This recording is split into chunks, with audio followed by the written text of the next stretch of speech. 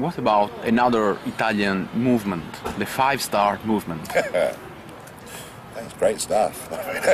I think it's great. I mean, it's exciting, it's modern, you know, the whole Grillo thing, remarkable, quite remarkable. There are stories now I'm hearing that he's getting a bit tired, and I'm hearing all this counter stuff.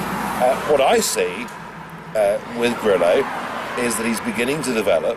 I mean, it was a protest movement to begin with, okay, but what I've been observing is that he's developing a narrative, a story, which is very, very Eurosceptic, and believes that Italians should have an opportunity to vote in a referendum on whether their future is part of this Eurozone run by these idiots behind me.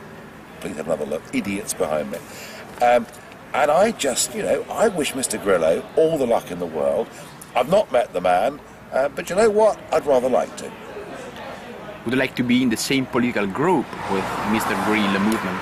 That is taking this too far at this current stage. But I repeat, I'd like to meet Mr. Grillo and have a conversation with him.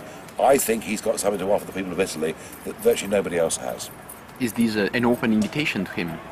It is a complete open invitation given exclusively to you for the first time. Mr. Grillo, if you want to come to London for roast beef and Yorkshire pudding lunch and a pint of English beer, come and see me in August and let's talk about life. Did you know that some economic idea of the movement 5 Star is a bit different, we can say, from... Yes, of course it is, but we're all different countries anyway. The point is not whether we have a statist approach or a free market approach to economics.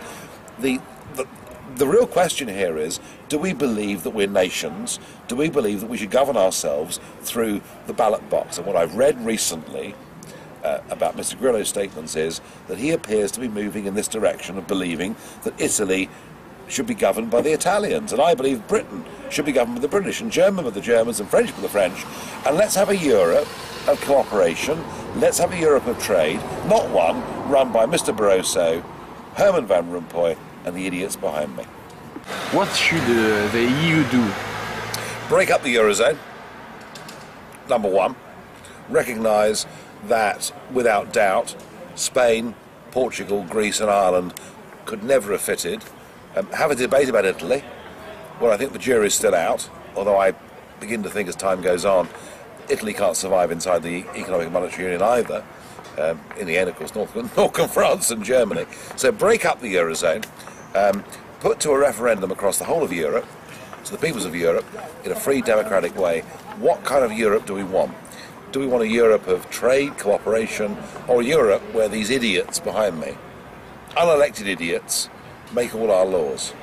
I think I know what the answer might be.